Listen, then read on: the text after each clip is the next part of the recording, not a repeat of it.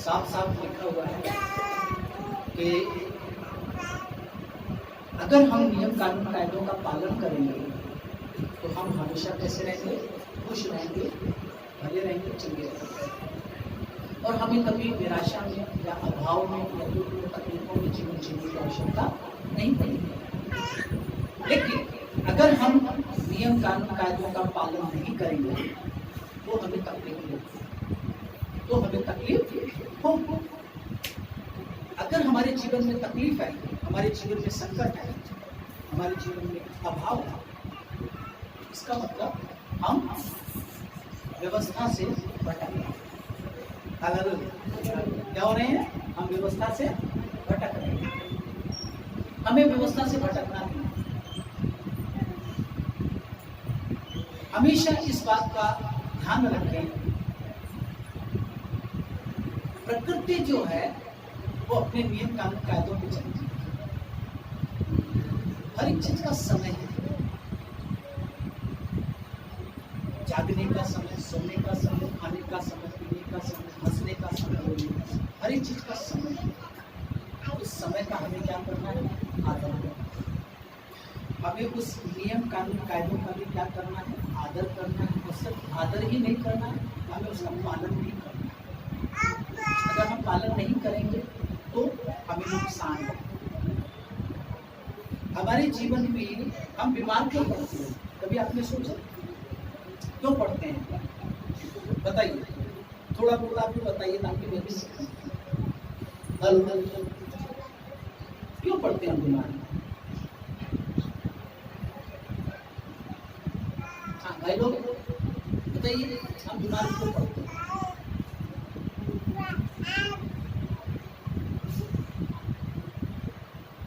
चलो एक छोटा सा सवाल और दूसरा मान लीजिए कीचड़ सड़क पर फैला हुआ, ठीक है, आप नहा धो के अच्छे वस्त्र पहनकर और आगे बढ़ रहे हैं, लेकिन राह में आपको कीचड़ नजर आ गया, तो कीचड़ को कैसे पार करेंगे? कैसे पार करेंगे?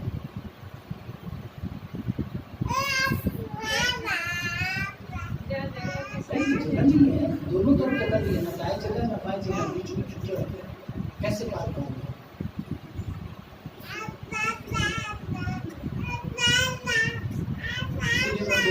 पढ़ना लिखना काफी नहीं, समझदार बहुत सिंपल सा तरीका है। आपकी जगह पर मैं हूँ तो मैं क्या करूँगा? मैं वापस घूमूंगा, चारों तरफ देखूंगा, किधर पत्थर है किधर ईंट है, ईंट को उठाऊंगा, ईंट रखूंगा, एक कदम को आगे बढ़ाकर दूसरा ईंट रखूंगा। इस तरह से ईंट पे ईंट कीचड़ में क्या करूंगा? मैं रास्ता बनाता चला जाऊंगा। प्रभु के प्रियजनों, जब विकट परिस्थिति आती है, जब बीमारी आती है, जब दुख सताव आता है, तो ये क्यों आता है? पहले तो हमें इसको समझना होगा। ये दुख इसलिए आता है कि हमने अपने इस शरीर के साथ कुछ तो गड़बड़ की। सभी हम बीमार पड़े हैं, या हम फालतू में बीमार पड़ेंगे क्या? नहीं, हमने कुछ तो गड़बड़ किया, खाने में, पीने में, लेन देन में, किसी न किसी क्षेत्र की हमने कुछ तो गड़बड़ किया है। जब हम गड़बड़ करते हैं ना तो क्या होता है? उसका असर कहाँ आता है? मानो हमारे शरीर पर, क्योंकि शरीर नजर आ रहा है ना, यहाँ पे सबका शरीर नजर आ रहा है, आत्मा नजर नहीं आती, लेकिन शरीर नजर आ रहा है, तो असर किस पे पड़ेगा? शरीर पर। इसलिए हम बीमार पड़ेंगे। अनियमितता मतलब नियम के विरुद्ध कोई भी किया गया कार्य, वो हमारी बीमारी का कारण है, वो हमारे दुख का कारण है, वही हमारे संकट का कारण है। इन सब चीजों से हम छुटकारा पा सकते हैं। मैंने आपको पहले भी बताया है और मैं फिर आपको याद दिला देना चाहता हूँ कि पिछले 23 वर्षों में मैं कभी बीमार नहीं पड़ा। 23 वर्षों में, 23 सालों में। अब ये बीमारी किसे कहते हैं? छींक आना क्या बीमारी है? नहीं। नाक बहना क्या बीमारी है? नहीं। सर दर्द होना क्या बीमारी है? नहीं। पेट दर्द होना क्या बीमारी है? नहीं। बुखार होना बीमारी है। बिल्कुल, हम प्रार्थना करेंगे। आप विश्वास के साथ बैठिए, परमेश्वर आपको चंगाई देगा, है ना?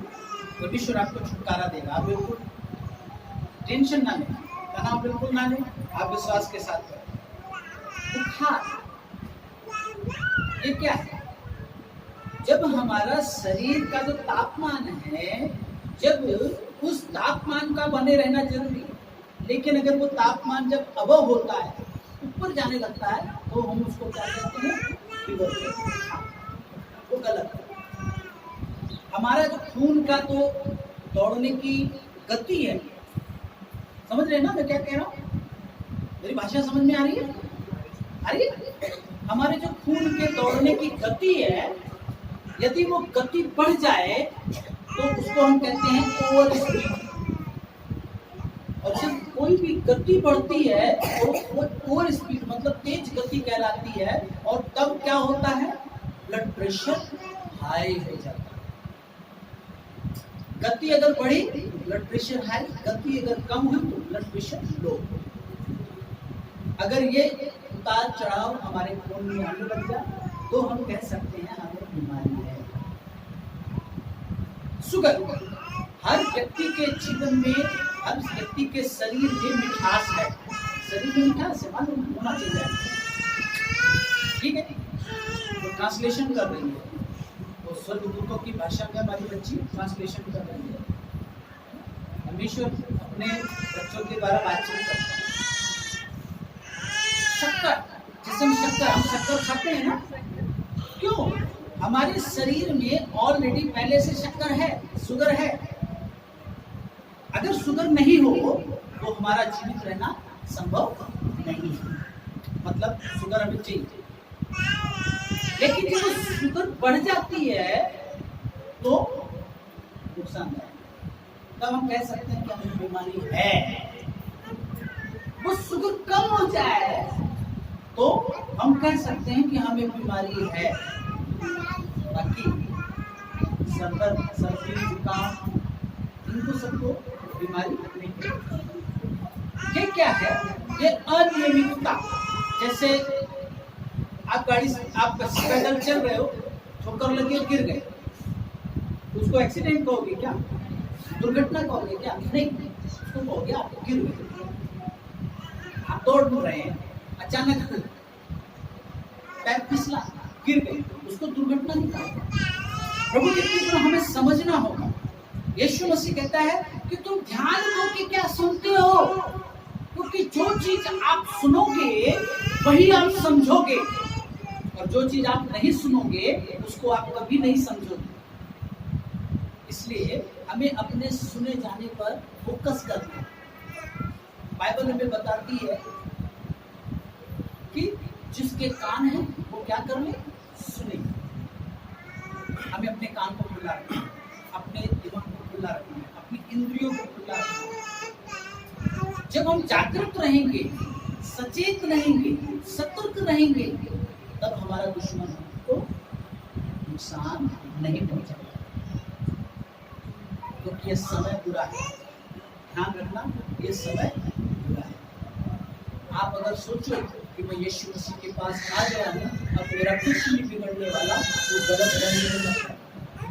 यीशु मसीह के पास आने के बाद आपका कोई कुछ नहीं बिगाड़ पाएगा, ये बिल्कुल सच बात है।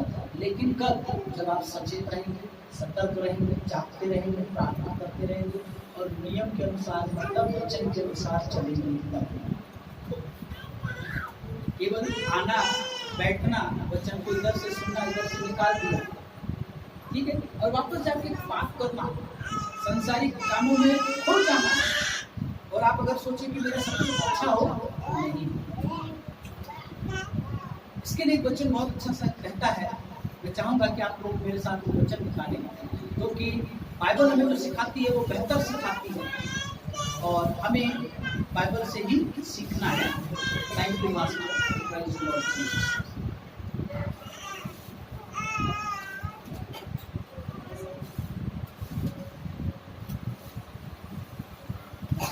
साथ निकालिए पहला पत्रस पेज नंबर 327, उसका 5वां अध्याय। पहला पत्रस उसका 5वां अध्याय, पेज नंबर 327, नए नियम में है, पीछे से पेज नंबर 327।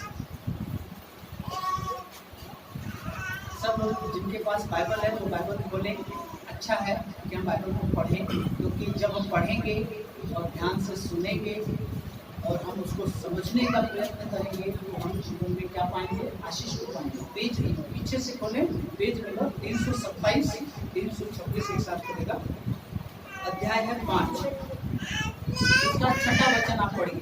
6वां वचन, इसलिए परमेश्वर के बलवंत हाथ के नीचे चिंता से रहो, जिससे वह तुम्हें उचित समय पर बढ़ाए। 7वां वचन, अपनी सारी चिंता उसी पर डाल दो, क्योंकि उसको तुम्हारा ध्यान है। 8वां वचन, सचेत हो और जागते रहो, क्योंकि तुम्हारा विरोधी शैतान गरजने वाले सिंह के समान इस खोज में रहता है कि किसको फाड़ खाए। विश्वास में दृढ़ होकर और यह जानकर इसका सामना करो कि तुम्हारे भाई जो संसार में है ऐसे ही दुख सह रहे हैं।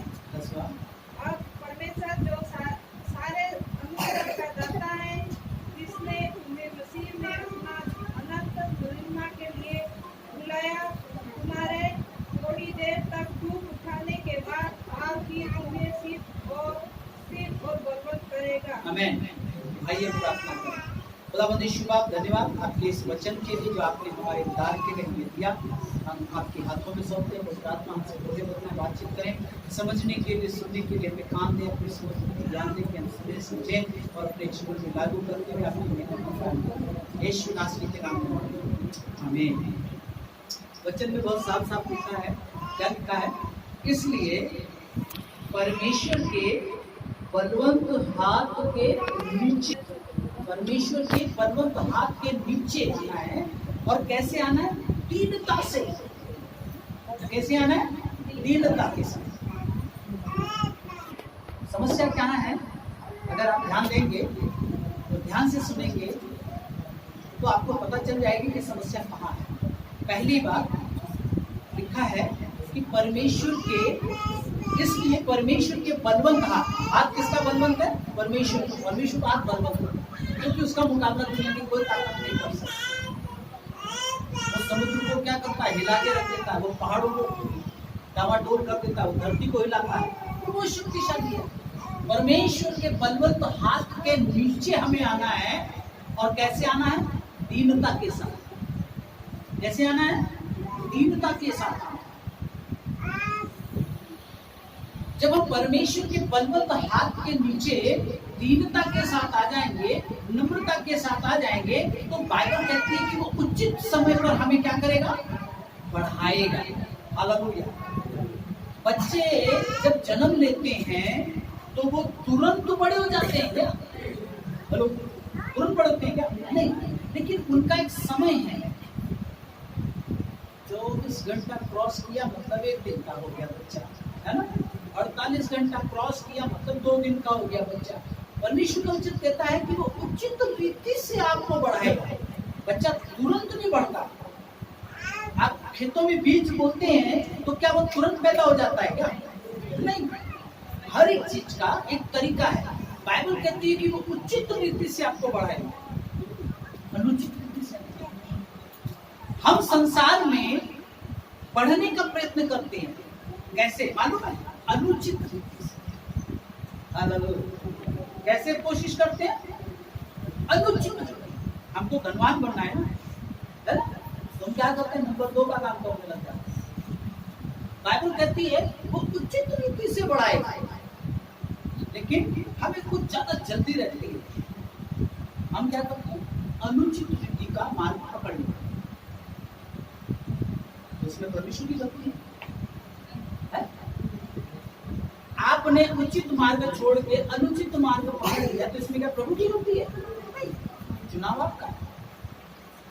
वचन कह रहा है कि बलवंत हाथ के नीचे दीनता पूर्वक आ जाओ। ज्यादातर लोग कैसे आते हैं मालूम?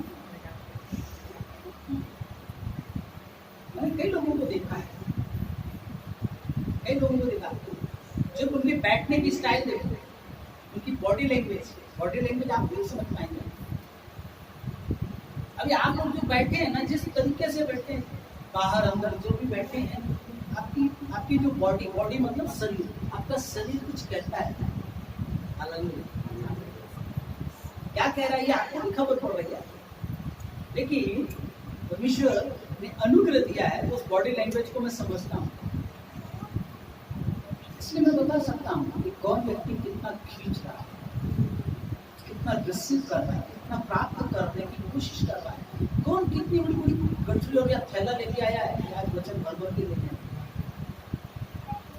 आपका शरीर बता देता है, आपके बैठने का तरीका बता देता है, आपका चेहरा बता देता है, क्योंकि यीशु मसीह कहता है और मनों को जांचने वाला परमेश्वर, वो कहता है कि मैं उचित रीति से बढ़ाऊंगा। आगे क्या कहता है, अपनी सारी चिंता उसी पर डालना, क्योंकि उसको तुम्हारा ध्यान है। क्या कह रहा है, अपनी सारी चिंताएं उसी पर डाल दो, क्योंकि उसको तुम्हारा ध्यान है। आपको मालूम होना चाहिए, बाइबल में पुराने नियम में एक जगह लिखा हुआ है, बाइबल कहती है कि जब यहोवा का भय मानने वाले दो व्यक्तियों ने आपस में बातें की, तो यहोवा ध्यान धर उनकी सुनता रहा। हालेलुया। आप में से कितने लोग हैं, ईमानदारी से पूछना, जब दो बहनें आपस में बातें करती हैं तो कितने लोग काम कराते हैं? लगाए थे? उधर दो भाई बैठ के बातें कर रहे हैं, इधर ये भाई बातें कर रही है, बार-बार मेरी तरफ देख के क्यों बातें कर रहे हैं?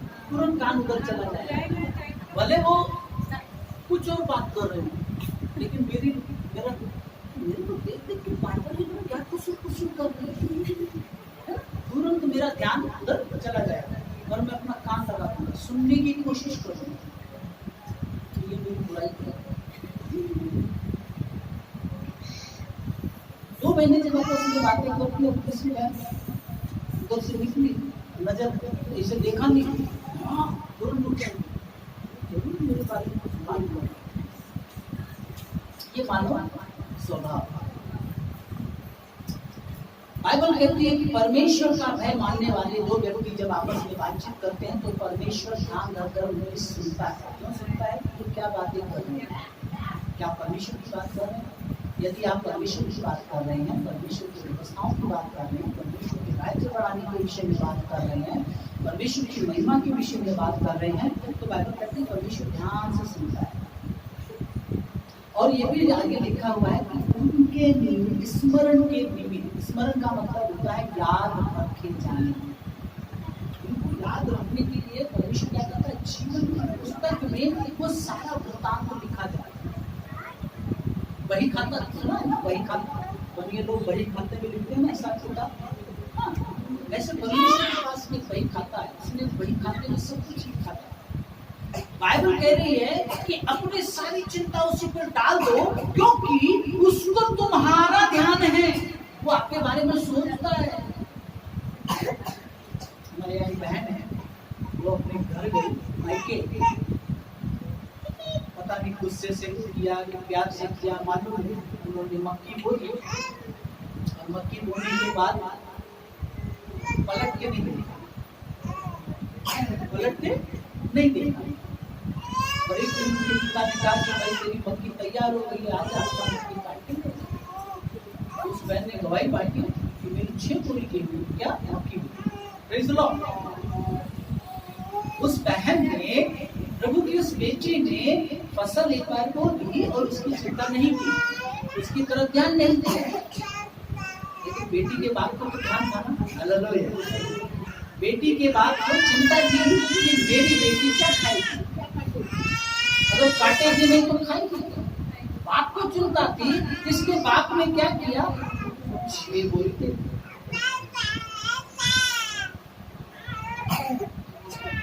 पिछले 5 साल से मैंने 1 रुपया नहीं कमाया। लोग ध्यान दो,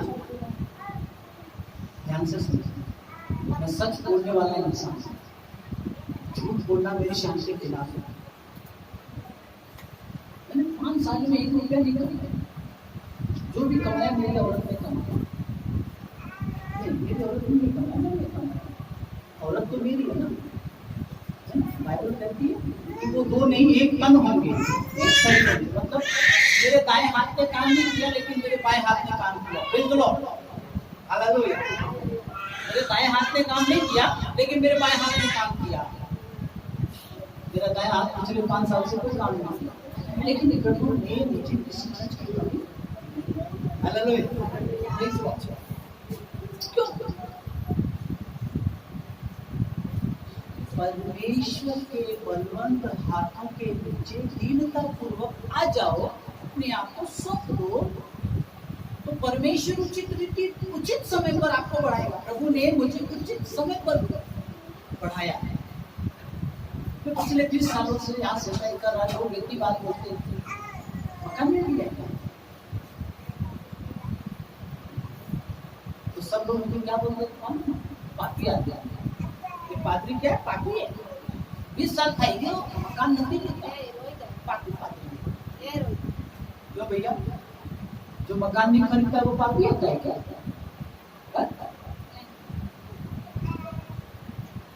बाइबल कहती है, यीशु मसीह कहता है कि मनुष्य का पुत्र इस धरती पर इसलिए नहीं आया कि वो रोटी खाए। मनुष्य का पुत्र इस धरती पर इसलिए नहीं आया कि वो अच्छे अच्छे कपड़े पहने। मनुष्य का पुत्र इस धरती पर इसलिए नहीं आया कि वो लोगों पे राज करे। मनुष्य का पुत्र इसलिए आया कि वो लोगों के लिए अपनी जान दे। हालेलुया। आप जो दोगे वही आपको मिलेगा। ध्यान देना, बोए पेड़ बबूल के तो आप कहां से खाए। आप जो दोगे वही आपको क्या होगा? मिलेगा। इसलिए परमेश्वर का वचन कहता है अपनी सारी चिंता उसी पर डाल दो, क्योंकि उसको हमारा ध्यान, उसको मालूम है कि आपको किस समय क्या चीज की जरूरत है। आगे क्या कहता है? आगे कहता है सचेत हो और जागते रहो। ध्यान रखना, मैं फिर से रिपीट कर रहा हूं। पहली बात, बलवंत हाथ के नीचे दीनता पूर्वक आ जाओ, ठीक है, ताकि वो आपको उचित समय पर बढ़ाए। दूसरी बात, अपनी सारी चिंता उस पर डालो और क्योंकि उसको आपका ध्यान। तीसरी बात, वो कह रहा है सचेत हो जाना और जागते रहना। 2 बातें आपको कह रहा है। पहला, सचेत होना और जागते रहना। सचेत कौन रहेगा? जो जाग रहा होगा। सोता हुआ व्यक्ति कभी सचेत होता है? नहीं। इसका मतलब यह होता है, आप पहले लिखा है कि सचेत रहो। क्या लिखा है? सचेत हो, और उसके बाद लिखा है जागते रहो। मतलब हमें जागते रहना है, लेकिन सतर्कता के साथ। हमें सतर्क क्यों रहना है? हमें जागना क्यों है?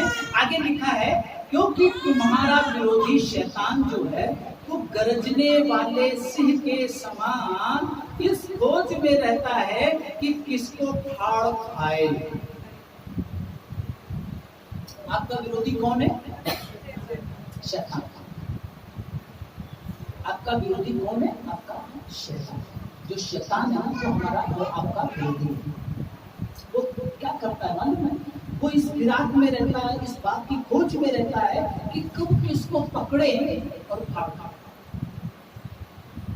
आपको मालूम है, जब भेड़ बकरियां चराने जंगल में आप लोग जाते होंगे, हो सकता है आप लोगों के साथ ऐसा हुआ कि नहीं हुआ मुझे भी मालूम, लेकिन मैंने ऐसे कई लोगों से सुना कि हम भेड़ बकरी चराने जाते थे तो कई बार तेंदुआ आ गया, कई बार भेड़िया आ गया, है ना, अलग प्रकार के जानवर आ गए, उन्होंने हमारी बकरियों को मार दिया। क्यों? कौन सी बकरी मारी जाती है, कौन सी भेड़ मारी जाती है मालूम है? जो कमजोर है। हेलो, कौन सी बकरी मारी जाती है? जो कमजोर हो। कौन सी भेड़ मारी जाती है? जो कमजोर हो। मजबूत भेड़ क्या होती है? भागवत। हालेलुया। शैतान इस बात की फिराक में है, इस बात के प्रयास में है कि कब किसको पकड़े और फाड़ खाए। अब ये कौन है कि जिसको वो फाड़ के खा रहा है? ये वो लोग हैं जो परमेश्वर के बलवंत हाथ के नीचे दीनता पूर्वक नहीं है। हेलो, ध्यान देना, जो लोग परमेश्वर के बलवंत हाथ के नीचे दीनता पूर्वक नहीं है, वे लोग, जो लोग अनुचित रीति से बढ़ना चाहते हैं, वे लोग, जो लोग अपनी चिंता परमेश्वर पे डालने के बजाय अपनी चिंताओं का पिटारा लेके घूमते रहते हैं, वे लोग जो सचेत नहीं रहते, वे लोग जो जागृत नहीं रहते हैं, ऐसे लोगों को शैतान, वो जो गर्जने वाले सिंह के नाई घूम रहा है, पकड़ता है और फाड़ के आ जाता है। हालेलुया। लेकिन जो लोग परमेश्वर के बलवंत हाथों के नीचे आ जाते हैं, जो लोग अपने आप को दीनता पूर्वक परमेश्वर की अधीनता में ले आते हैं, जो लोग अपने परमेश्वर के ऊपर निर्भर हो जाते हैं, जो लोग अपनी चिंताएं परमेश्वर पर सौंप देते हैं, जो लोग सचेत और जागृत रहते हैं, उनको शैतान कभी छूट नहीं पाता है। हालेलुया। यीशु मसीह जब अपने चेलों के साथ एक बार जा रहे थे, तो एक अंधा उनको मिलता है, जन्म से अंधा रहता है, वो व्यक्ति जन्म से अंधा रहता है, और यीशु मसीह उसकी आंखों को चंगा करा देता है, वो देख रहे हैं। यीशु मसीह के चेले से पूछते हैं कि प्रभु किसने पाप किया कि जो ये अंधा जन्मा? क्या इसके माता पिता ने, क्या इसके परिवार के लोगों ने? यीशु मसीह कहते हैं कि ना तो उसके परिवार के लोगों ने पाप किया, ना तो उसके माता पिता ने पाप किया, लेकिन ये इसलिए अंधा पैदा हुआ ताकि परमेश्वर की सामर्थ उसके ऊपर क्या हो, प्रकट हो। हालेलुया। परमेश्वर का काम नजर आने के लिए अंधों लोग, लंगड़ों, गूंगों, बहरों की भी जरूरत है। हालेलुया। हमारे घर में आपको मालूम होना चाहिए, हमारे नारायण भाई बिल्डिंग बनाने का काम करते हैं, उनको मालूम है अगर आप साइड से फट गया या छेद हो गया तो उसको फेंक देते हो क्या? नहीं, उसको रखते हैं। क्यों रखते हैं? ऐसे टूटे टूटे तगारे जहाँ काम आने वहाँ काम आने। मैकेनिक जो होता है वो जब कोई भी पार्ट्स गाड़ी का रिपेयर करता है, निकालता और नया डाल देता है, लेकिन पुराने को वो जल्दी फेंकता नहीं, क्योंकि कई बार क्या होता है, पुरानी चीजें काम आती। मैं यहाँ ये कहना चाह रहा हूँ कि अंधे लूले लंगड़े ये क्यों उनकी जरूरत थी? इसलिए ताकि यीशु मसीह को चंगाई दे और लोगों को नजर आए कि वास्तव में यीशु जीवित है, वो परमेश्वर है, वो चंगा करता है। अंधे नहीं होते तो यीशु किसकी आंखें खोलता? लंगड़े नहीं होते तो यीशु किसको ठीक करता? मरते ही नहीं लोग तो यीशु किसको जिंदा करता? प्रभु के प्रियजनों, हर एक बात के लिए समय। आगे परमेश्वर का वचन कह रहा है कि सचेत हो जाओ, जागते रहो, क्योंकि तुम्हारा विरोधी शैतान गर्जने वाले सिंह के समान इस खोज में रहता है कि किसको पकड़ के फाड़ खाए। और कौन मारा जाता है मालूम है? मैंने बताया ना कि जो बलवंत हाथ के नीचे नहीं रहता, जो दीनता पूर्वक नहीं रहता, और जो अपनी चिंताएं परमेश्वर को सौंपने के बजाय अपने ऊपर रखता है, जो सचेत नहीं रहता, जो जागृत नहीं रहता, ऐसे लोगों को शैतान क्या करता? पकड़ता है और फाड़ के खा जाता है। आगे क्या लिखा है? विश्वास में दृढ़ होकर और यह जानकर उसका सामना करो कि तुम्हारे भाई जो संसार में हैं ऐसे ही कुछ सह रहे हैं।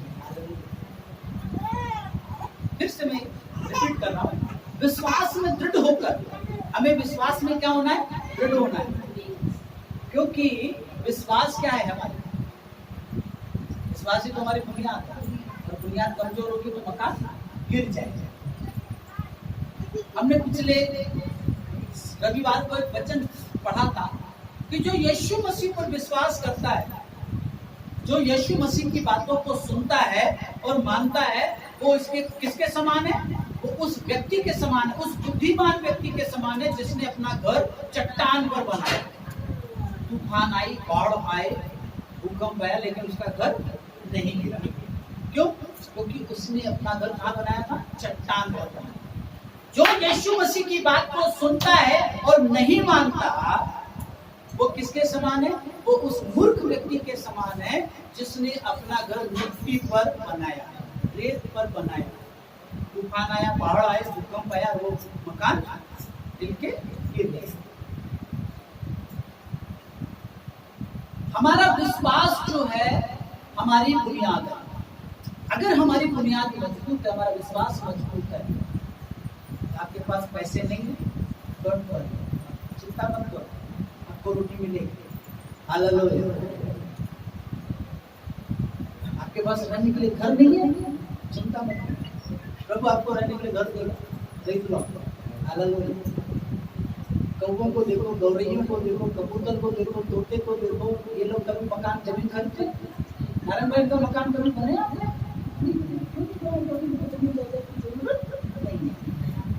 कुत्ते को देखो, बिल्ली को देखो। नीति वचन में लिखा है छिपकली जो होती है वो कभी मकान नहीं बनाती, बिल्डिंग नहीं बनाती, कभी महल नहीं खरीदती, लेकिन रहती कहाँ है? महलों में रहती है। हालेलुया। कहाँ रहती है? महलों में।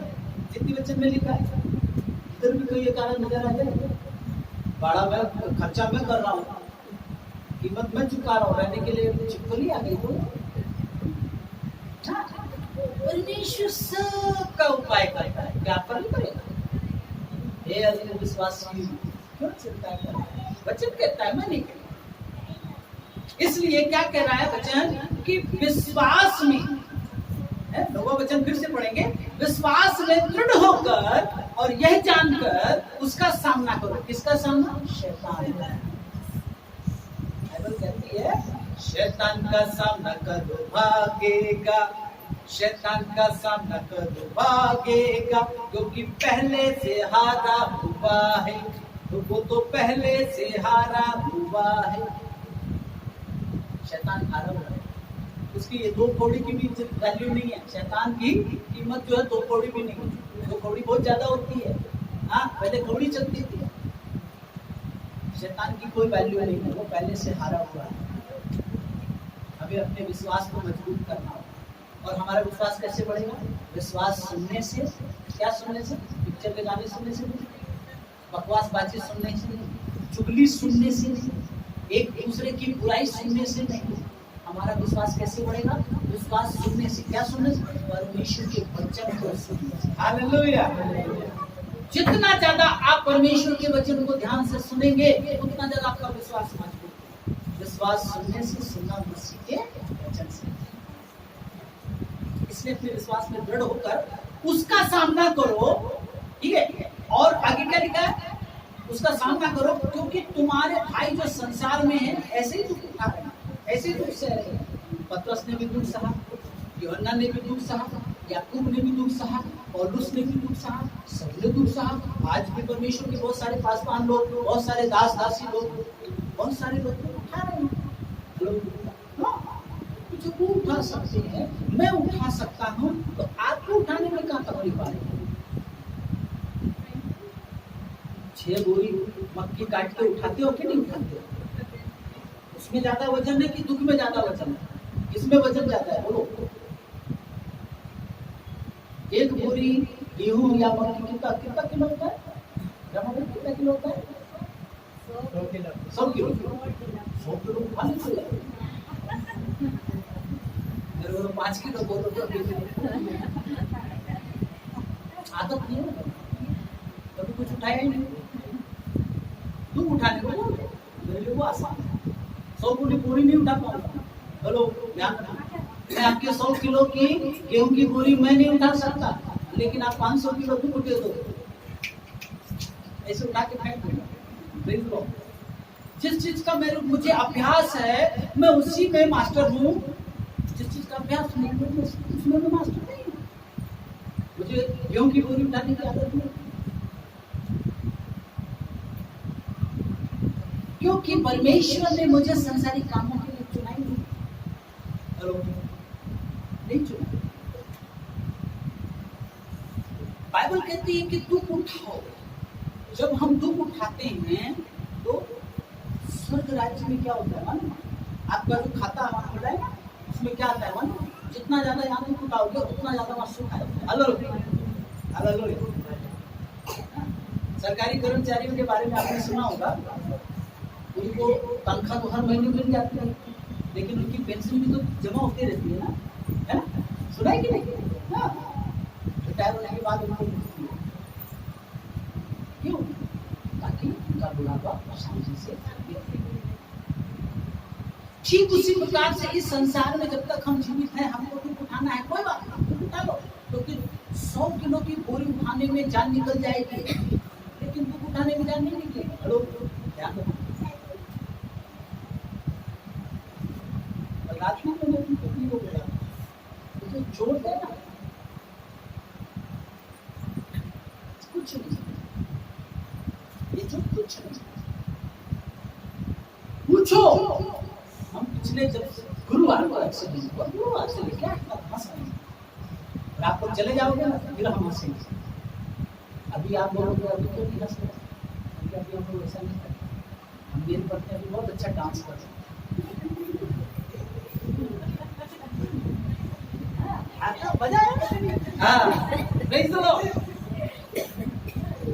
परमेश्वर उनको हंसने का सौभाग्य देता है। हमारा दुख उठाया जाना हमारे लिए आनंद का विषय होना चाहिए। मत्ती 5 उसके 11 में लिखा है, जब लोग तुम्हारी निंदा करें, जब लोग तुम्हें सताएं, जब लोग तुम्हारी बुराई करें, तब आनंदित और मगन होना, क्योंकि स्वर्ग राज्य में तुम्हारे लिए बड़ा प्रतिफल है। टेंशन नहीं लेनी। संसार में हमारे बहुत सारे भाई बहन लोग ऐसे ही दुख सह रहे हैं। 10वां वचन, अब परमेश्वर जो सारे अनुग्रह का दाता है, जिसने तुम्हें मसीह में अपनी अनंत महिमा के लिए बुलाया है, तुम्हारे थोड़े देर तक दुख उठाने के बाद आप ही तुम्हें सिद्ध और स्थिर और बलवंत कर देगा। हालेलुया।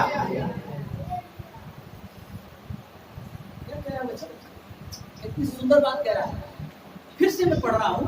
परमेश्वर जो सारे अनुग्रह का दाता है, जिसने तुम्हें मसीह में अपनी अनंत महिमा के लिए बुलाया है। किस लिए बुलाया आपको? अनंत महिमा का मतलब समझते हैं?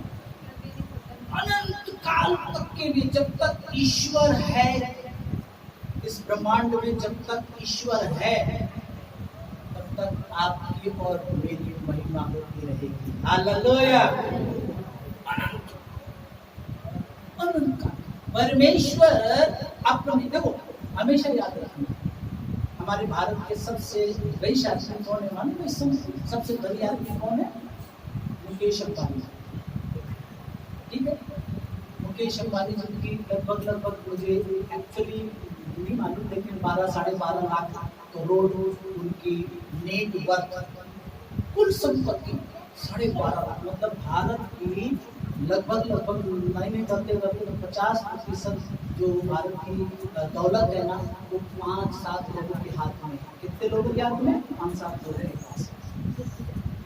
आप सोचो, मुकेश अंबानी इतने रईस आदमी हैं, हमारे देश के इतने धनी व्यक्ति हैं, तो उनका कितना नाम है ना? क्या उनके बच्चों का नाम नहीं होता है? अभी उनके बच्चों की, एक बेटे की, दूसरे बेटे की, पहले बेटे की तो शादी हो चुकी है, दूसरे बेटे की क्या हो गई? सगाई हुई।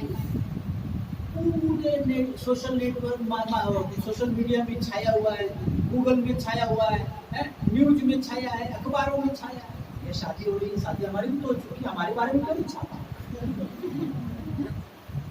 हमारे बारे में तो नहीं छापा कि भाई मनीष भाई ने भी शादी कर दी। ऐसा छापते हैं कि अखबार में भी छापते हैं, लेकिन नहीं, उनकी शादी तय हुई है, ठीक है, लेकिन उनके बारे में बहुत कुछ छापा जाए। प्रभु के प्रिय जनों, मैं यहाँ ये समझाना चाह रहा हूँ कि जैसे पिता की महिमा है, ऐसे बच्चों को भी महिमा मिलती है। हालेलुया।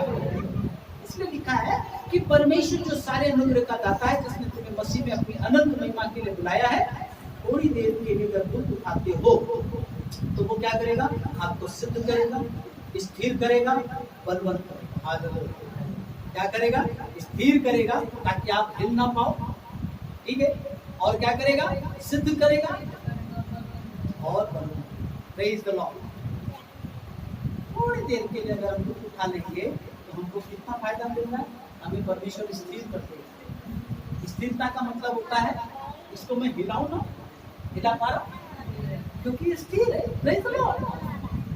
ये स्थिर नहीं है, ये स्थिर नहीं है, लेकिन ये स्थिर है, मैं इसको नहीं हिला सकता, है ना।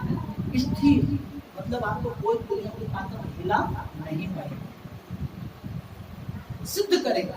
सिद्धता का मतलब होता है, इंग्लिश में कहते हैं परफेक्शन, हिंदी में कहा गया है सिद्ध। आप में किसी प्रकार की कोई कमी नहीं रहेगी। अभी आप में और मुझ में बहुत कमी है, लोग छोटी छोटी बात पे गुस्सा आ जाते हैं, है ना।